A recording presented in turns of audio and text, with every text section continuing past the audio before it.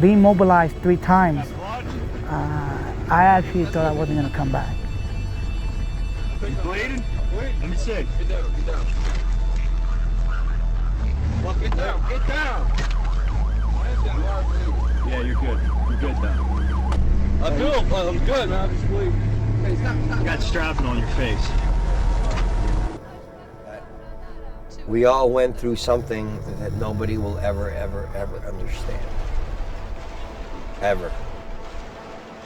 There was so much anxiety, so much adrenaline that that fear kicked in, that fear of whether we gonna get hit or whether am I gonna survive this. I'm a team sergeant, and we were down working for the day. And we were going to bed down in one of the Iraqi police stations. I was finishing up an 8-hour patrol outside of the Balad area of Iraq. Those events, one time I kind of got launched forward out up from the turret a little bit and hit my head and my shoulders. So when I jumped out the truck, I hurt my back some, and I even shot around thinking I saw somebody, or just thinking, clearing the weapon. Pressure det, and I just stepped in the right spot, and a 155 mortar round IED went off. 2 mortars came in and landed inside the compound about 15 feet away from where I was standing. I couldn't move. I was just laying flat on my face. I even looked in the mirror. I remember looking in the mirror and thinking, God, that doesn't even look like me. He was just the shell of the man inside. There was a point in my life that I decided that life was over.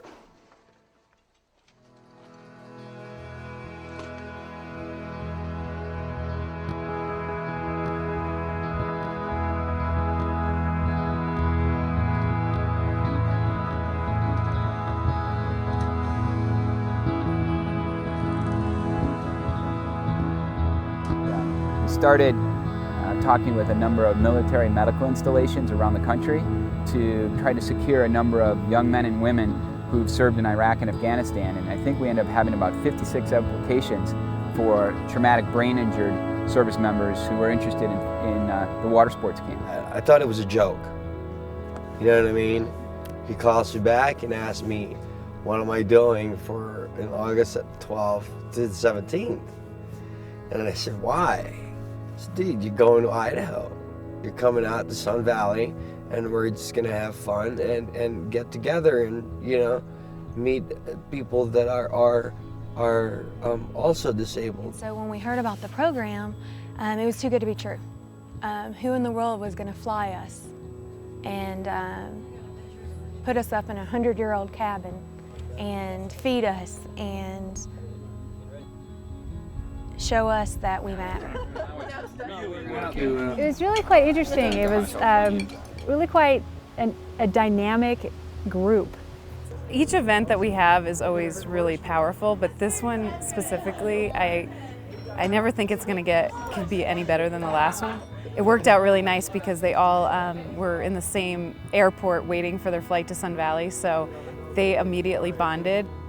We come together because we all experience the same thing, so we know what each one's sort of going through. We can relate to each other instead of the guys that are still in the Army can't relate to us anymore because they're just like, oh man, I'm sorry it happened to you and sorry about your luck, you know what I mean?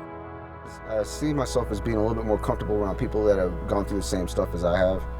If not, then I just have to sit back and watch and see how their character is, if I want to interact with them or not. They were sharing these really deeply wounding experiences in their lives. 2 of them, the first night, were talking about how difficult it was to live with post-traumatic stress disorder. They experienced so much trauma at home and not being able to sleep and feeling so inadequate, not like the men they used to be.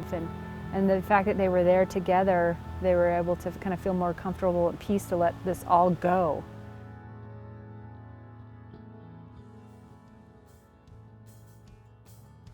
This event gives the warriors a chance to get together and motivate each other. They've all suffered the same injuries, traumatic brain injury and post-traumatic stress disorder, and maybe some type of physical manifestation, but they're helping each other. They're a team, they're a unit. You see that rope tighten and getting ready to yell, hit it, you know, that the anticipation is like, holy cow. You know, it's gonna be wild, you know, I never did this before, and slash, with issues now. And then the sense of accomplishment, immediate sense of accomplishment afterwards, you know, whether you make it 10 feet wide, you know, it's just a blast.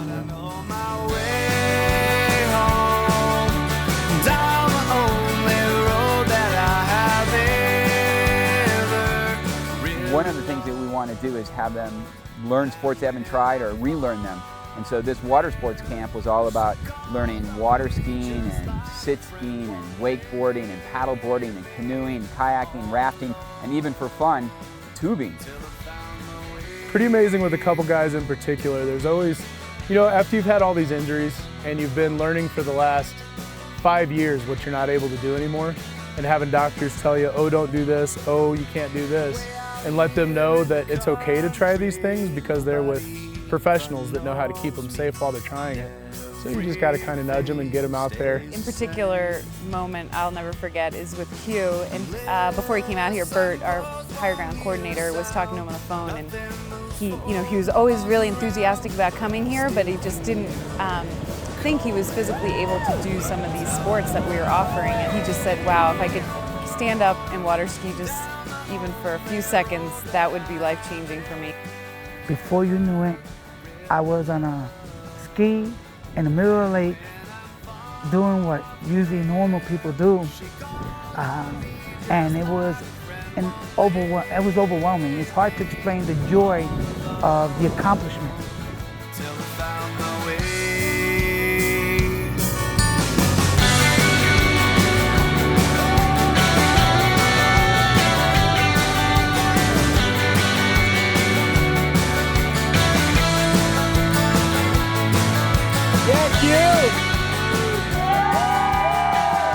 And then to see their faces light up and to see that confidence build from, I never thought I could do that. And a lot of these guys are like, I never thought I could do that able-bodied. I never even tried. And now I'm able to do this after my injury, and it just, the confidence basically gives me. Get over here! It's possible! I did it! Yes! Woo! I can't believe it. I cannot believe it. The reason why we include the wives is because the divorce rate is 80% right now.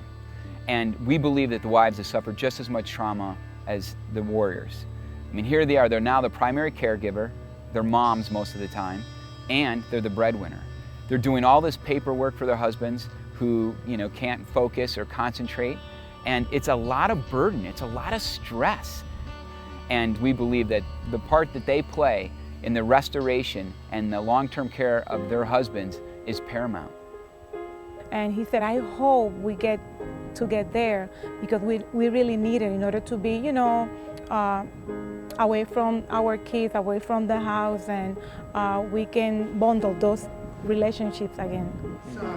It's like a blanket that's being woven. My wife and I was able to spend an hour and a half kayaking, but we enjoyed each other. We talked, and we had another individual that explained to us the ridges on the hill. But it was more, the kayaking was a bonding. We bonded more, and it was an awesome experience. And I would take that experience with me for the rest of my life. Way down, way under the water.